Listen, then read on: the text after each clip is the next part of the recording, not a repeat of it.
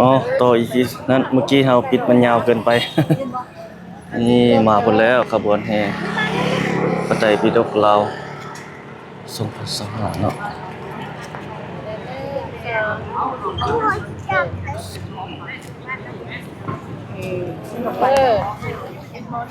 อีกน้อยหนึงบ่เห็นหลายไปทอดไก่แล้วจัง หลังเขาเพื่อนเนาะนี่เข้าไปทางนั้นนี่กำลังมาทางเบื้องถนน23สิงหาเนาะก็นี่ขึ้นค่อยหนองบอนมานี่แหละนี่มวลชนกันมารอท่าตรงนี้ก็ไหลเบื้องหน้าวัดหนองบอนมันกำลังเล่นมันกำลังสิลิตแล้วมาแล้ว เห็นบ่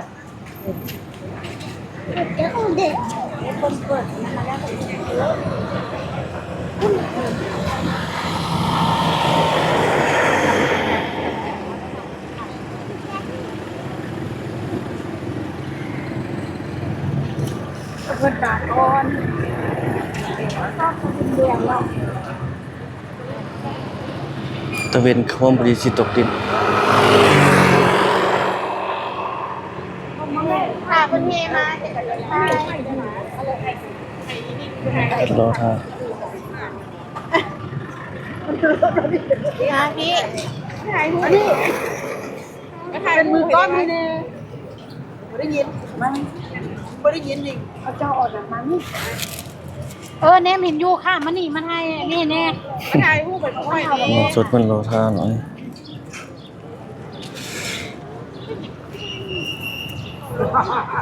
มาช่วยเดี๋ยวด้วยมาแล้วไกลหมดแล้วไอ้ยี่ห้อไม่ละหันบ้องเอาอยู่ตายได้เลยแบบนี้หลวงพ่อมีเสียงจับไปให้มันแล้วยืนนะแม่ยืนเอาลูกหาไปให้เลย ถ่ายรูปป่ะอ๋อ ถ่ายให้คุณต่อได้ลูกถ่ายเลย3 คนแก้วไปดูคนตัดดอกเอาซื้อได้สุ่มกับเป็นย่ามันเราเห็นเป็นแดงๆงามแต่ละเด้อหนึ่งสองโอเคเอาอีกหนึ่งสองโอเคเข้าไปกันแดงอย่ามาอ๋อคนถ่ายรูปวันนี้เนาะกดกระย่ามันออกมาอยากเห็นแล้วเหลือไปกันเยอะมาแล้วมาแล้ว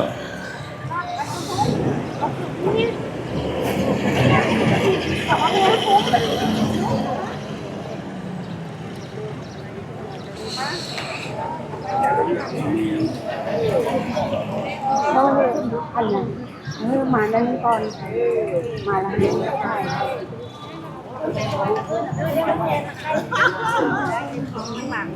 นี่แล้วมันก็แห่เข้าประเทศประดับในจังหวัดจึงย่างไปป่ะ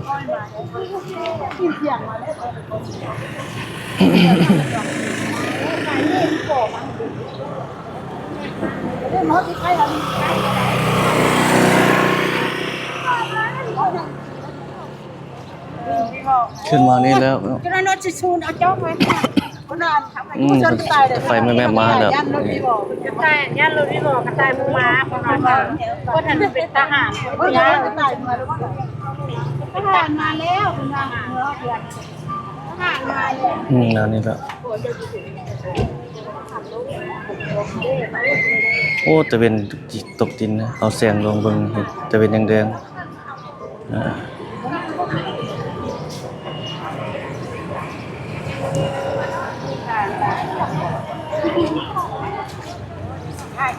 โอ้ขบวนยาวสมควรเนี่ยตามเบิ่งนี่ขึ้นคอยมานี่แล้วรถตำรวจเปิดทางขึ้นมา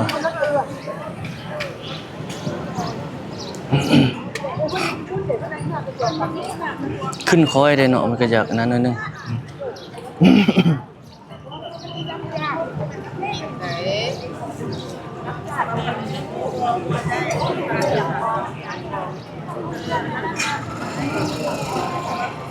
มานี่แล้ว ขึ้นคอยอยากโดนนิดนึงแล้วมันเพิ่นยู่ว่าบอนซนเพิ่นรอท่าต้อนรับแห่ขบวน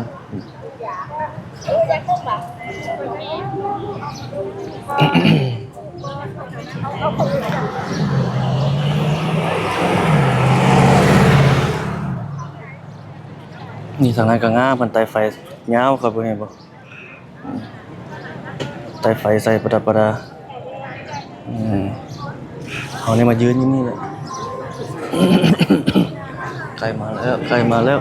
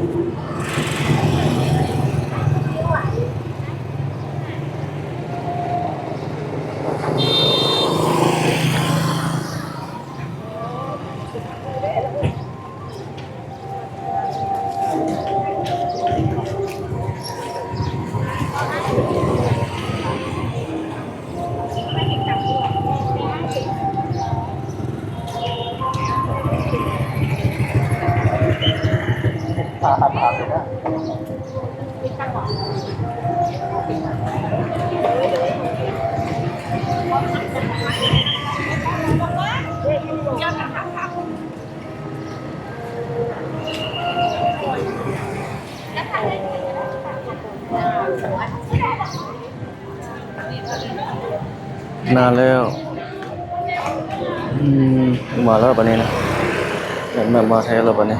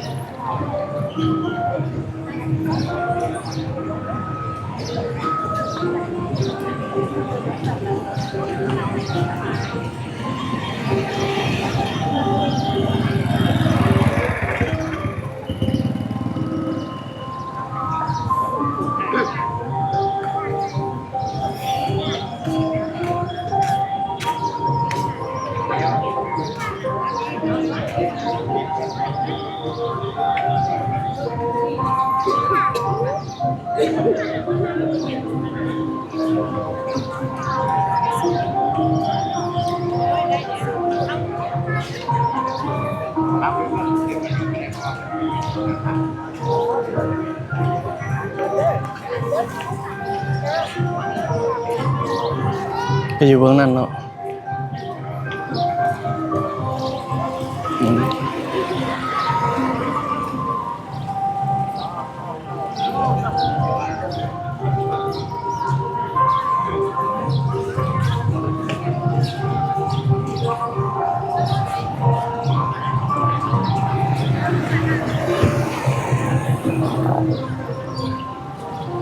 มาแล้วมาแล้ว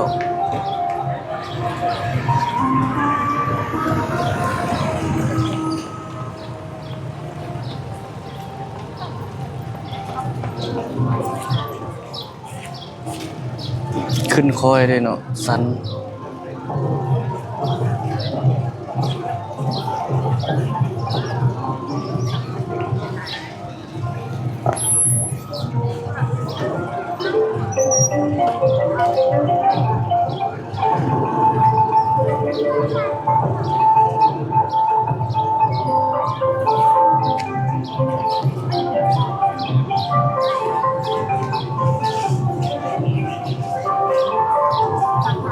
มาแล้ว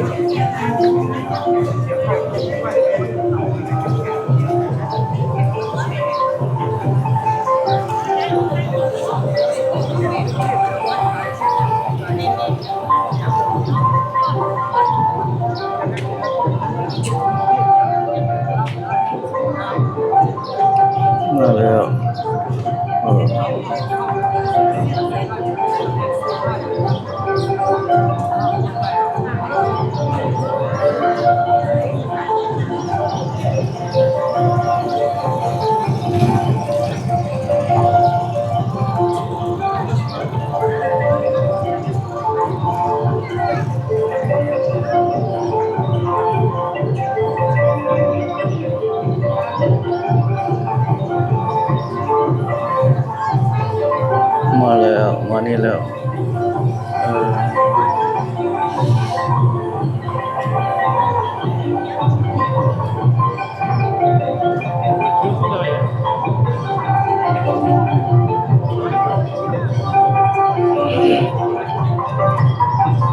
นี่มวลชนมันก็รอท่าอยู่เนาะ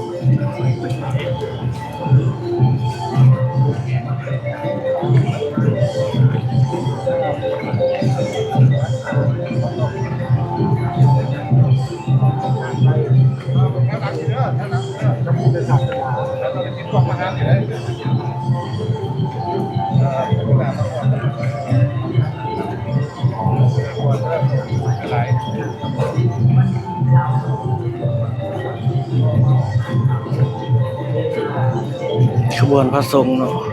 บ่ได้ปีตกลาวก็ยังมีมวลชนน้องนักเรียนนำหลังบัดนี้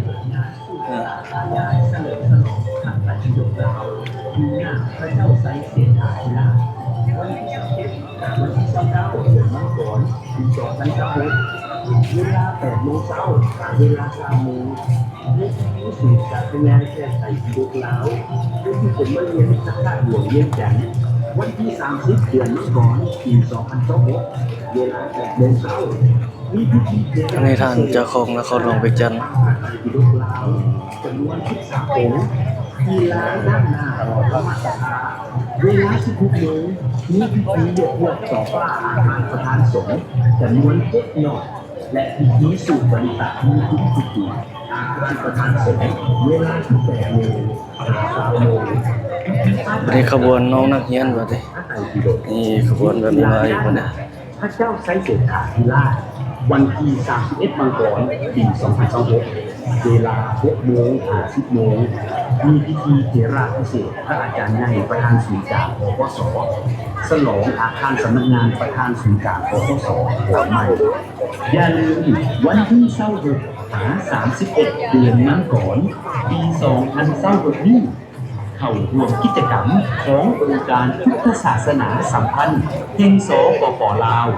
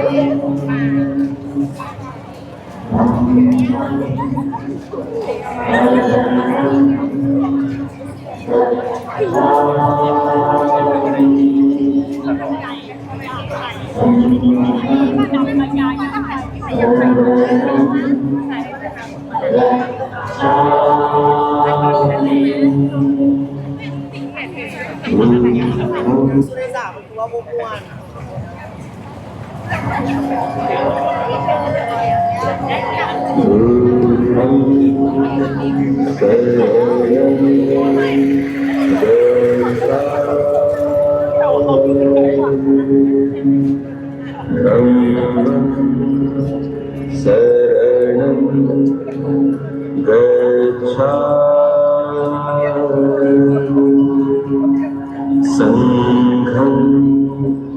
Saranam Gacchami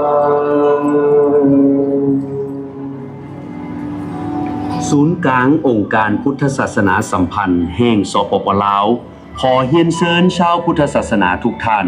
เข้าร่วมงานบุญสูตรสาธยายพระไตรปิฎกลาวงานบุญมุทิตามเถราภิเษกพระอาจารย์ใหญ่มหาเวทมเสนัยประธานศูนย์กลางอพสองค์ที่ 7และฉลองอาคารสำนักงานประธานศูนย์กลางอพสโดยมีจุดประสงค์เพื่อเฉลิมฉลองผลสำเร็จกองประชุมใหญ่ผู้แทนพระสงฆ์ทั่วประเทศสมัยที่ 9และระดมทุนสมทบโครงการก่อสร้างอาคารสำนักงานประธานศูนย์กลางอพสหลังใหม่ที่ยังข้างสำหรับวันที่26 เดือนมังกรปี 2026 เวลา 17 โมงแรงมีพิธีแห่พระไตรปิฎกลาวจากสวนเจ้าฟ้างุมมหาราชไปหาพระธาตุหลวงเวียงจันทน์เวลา 8 โมงตอนค่ำมีพิธีเปิดงานสูตรสาธยายเฉลิมฉลองพระไตรปิฎกลาวอยู่หน้าพระเจ้าไซเสถาธิราชวันที่27หาวันที่29รถน้ำหลังมาบ่ได้ปี 2026 ขอย่างไปเบิ่ง เว ข้าง ลา ในพุ่นนี่ 8 โมงเช้าหาเวลา20 โมงมีพิธีสูตรสาธยายแพทย์ไตรปิฎกที่กรมบรรเลียงพระธาตุหลวงเวียงจันทน์ เพิ่นแห่เข้าไปในแล้วตอนนี้ เดือนมังกรปี 2026 เวลา 8 โมงเช้าที่เทราพิเศษกคณะจัดทำพระไตรปิฎกลาวจำนวน 13 องค์ ที่ลานด้านหน้าหอธรรมสภา เวลา 16 โมง มีพิธียกยอดโซฟาอาคารประธานสงฆ์จำนวน 7 ยอด และพิธีสูตรปริตะมุงคุนกุฏิอาคารประธานสงฆ์เวลา 18 โมง หา20 โมง พิธีป้าถกถาต้นสำคัญของพระไตรปิฎกอยู่ที่ลานด้านหน้าพระเจ้าไซเสถาธิราชวันที่31 มังกรปี 2026 เวลา 6 โมง 50 โมง มีพิธีเทราพิเศษกพระอาจารย์ใหญ่ประธานศูนย์กลางอพสฉลองอาคารสำนักงานประธานศูนย์กลางอพสหลังใหม่อย่าลืมวันที่26หา31 เดือนมังกรปี 2026 นี้เข้าร่วมกิจกรรมขององค์การพุทธศาสนาสัมพันธ์แห่งสปป.ลาว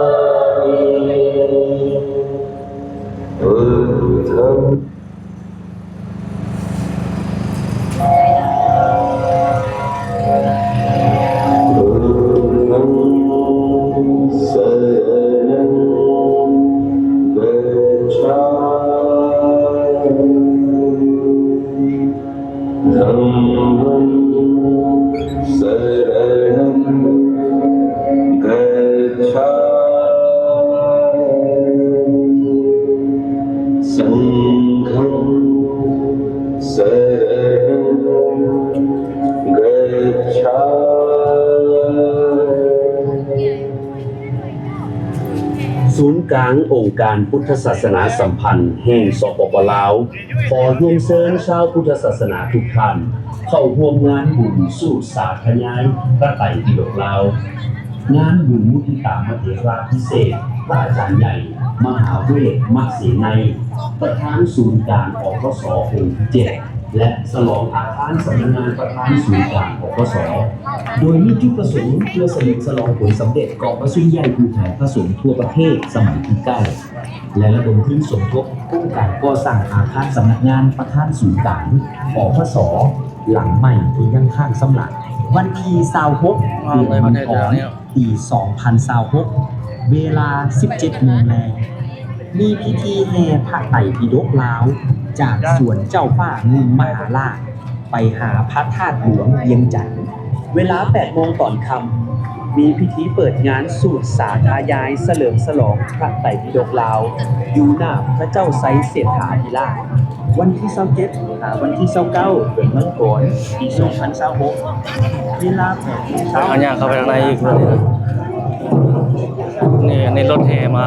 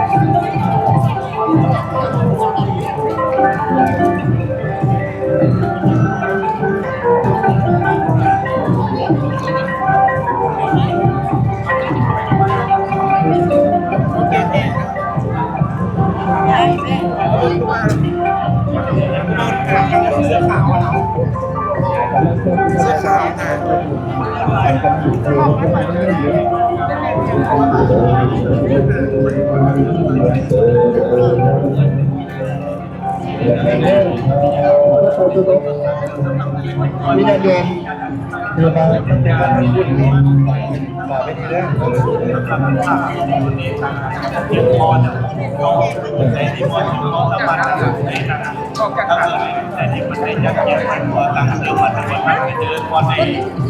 นี่พัฒนาของพระหลวงครับวันนี้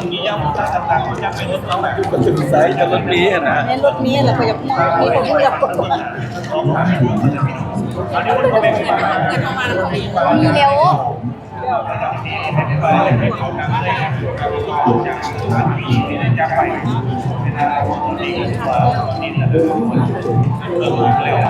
ทางงานที่ผมยังก็รอให้ระบบการวันนี้ทำสถานดีของจังหวัดยะวันนางงานจะผมเดี๋ยวนี้ผมก็ทำให้เขาทำให้เต็มแล้วก็ฝากเราสำหรับการเป็นการไทยเอาเข้าไว้ในเรื่องนาเอาไว้เราใช้ทางการแล้วเราไม่ได้ทำการวางเอาเนี่ยมันผู้บาใจเขาทำผู้บาใจเขาทำเพราะว่าจะได้มองเป็นสิ่งที่ของท่านผู้บาใจมองของนักและจะนอนที่ตัวจะอยู่บนไหล่เลยหลังจากเขาทำได้เลยไม่อ่อนเราก็เป็นเขาเป็นการต่อจากผู้บาใจผู้บาใจได้ต่อเนื่องผู้บาใจเครื่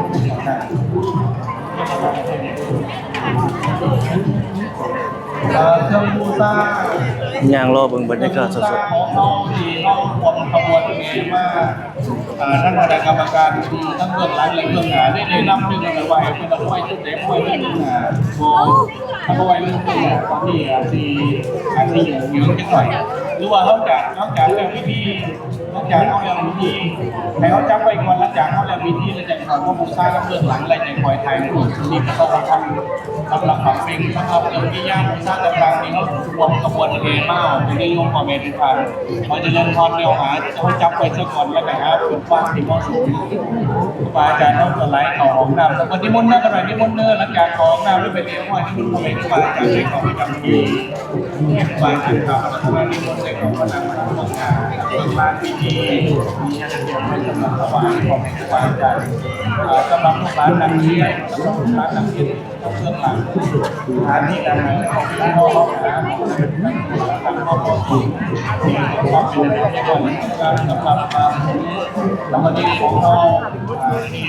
เมื่อที่วันนั้นของพ่อที่จะได้ให้ตามข้อมูลเพราะว่าเวลาในขณะนี้สำหรับบรรยากาศเรื่องมีที่เรื่องราวที่มีเกิดขึ้นในสถานที่เราเป็นมหากุศลของมูลนิธิมีสถานที่เราหลักไหลในมุมมองการสถานที่นี้เอาในมุมมองในผู้บริหารสามารถสร้างเป็นขนาดในของประจำวันประจำปีลักษณะที่มาแล้วมาแล้ว ว่าของการจัดตั้งแต่ละกระบวนในเรื่องของเราสถานที่ที่เรียกว่าการจัดตั้งกระบวนการพิธีในเรื่องของสถานที่ที่เรียกว่าในแต่ละกรกำลังในกระบวนทุกร้านอาเทียนก็เลือกเส้นก็เลือกหนาวก็ต้องสภาพแสงสว่างและเป็นการของการนำของในภาคส่วนวันนี้ของพ่อแม่เบื้องหน้าร่วมเลยกับแม่ดันเนอร์มีมาวันที่มีงานที่ได้เรื่องด้วยความสุขของกันและกัน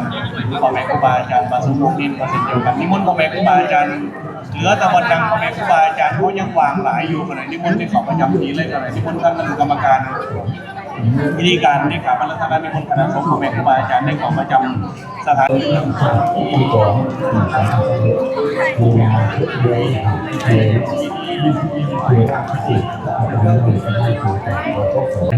าไม่ยืดอยู่ที่หนึ่งข้างร้อยแล้ว ในแต่ละกรรมการที่ปฏิบัติการในหลายๆส่วนอาจจะมีความขาดตกบกพร่อง